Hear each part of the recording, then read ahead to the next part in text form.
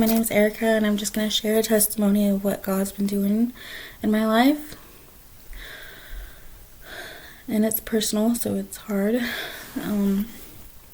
About 4 weeks ago, I started searching for my biological father on Facebook. I was snooping around, trying to find him. And so I found him, and I added him, but he never responded to my request. Trying to make it happen my own way wasn't working, and nothing was happening. But when I stopped trying to make it happen myself and prayed, I asked God, if it's your will, I would like to see and be reconciled to my father. And I let it go out of my hands. About a week later, I got a friend request from my father's wife on Facebook and a message saying that he's been wanting to meet me for a while and if I would like to meet sometime. I responded yes, and we set a time for the day after Thanksgiving. On Thanksgiving Day, I got a message saying, sorry we can't meet. We can't afford to go out.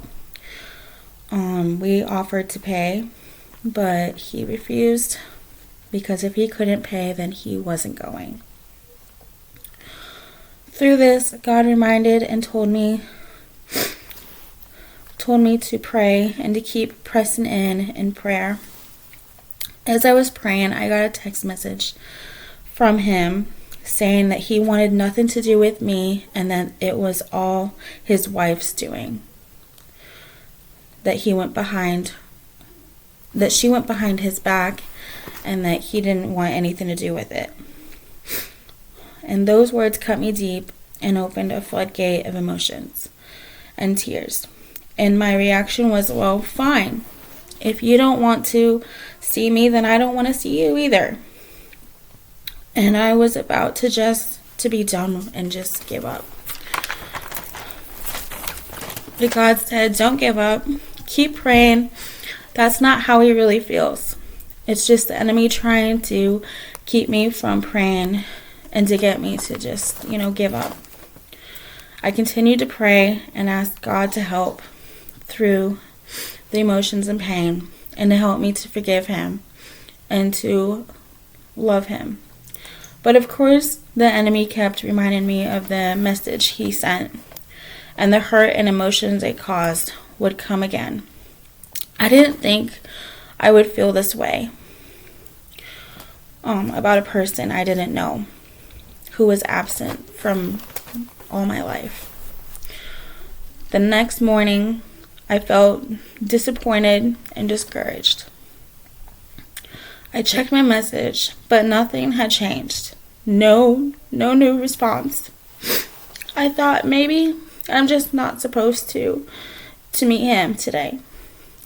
And started to go about my day and planned other things and started rushing with my plans. I was going to take things to Goodwill and go shopping. But God stopped us and told us to slow down. You haven't spent time with me, he said. You haven't spent time with me today. And to pray and seek him. And just to spend time with him. And just sit in his presence. During the time of prayer, I got a text message from his wife saying she had to talk with him. And told him how much he hurt me. And shared her story of how she was hurt by her own father. And how it hurt her. And through that, he changed his mind and was willing to meet. And asked me if I was still wanting to. I responded yes, I'm still willing. And so we set a time to meet. But through this, God taught me about staying persistent in my prayers. And that he is faithful and can open the doors the enemy wants to keep shut. And make a way where you thought there was no way. And soften the most stubborn, hardened hearts. And through persistent prayer and not giving up when things seem like they're so bleak, and it's a bleak situation, God can change the situation. And I'm grateful that God answered my prayers. And the day we met was the day we originally set to meet. And it was a beautiful day. I got to meet my dad for the first time, even though the enemy tried to stop it. And God made a way.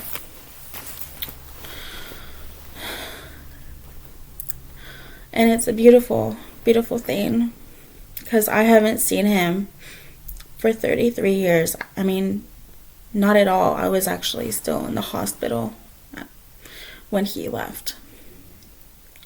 And my mom said that he was an alcoholic. But when I met him, he hasn't drank for like 13 years. And he's married, and he was happy to see me, and we had some conversations, and he got to see his grandkids, and we got to stay for dinner, and we're also invited back. So the Lord opened that door, and I am grateful for that. So I just wanted to share that testimony, and I hope it's encouraging. And I also wanted to share a verse.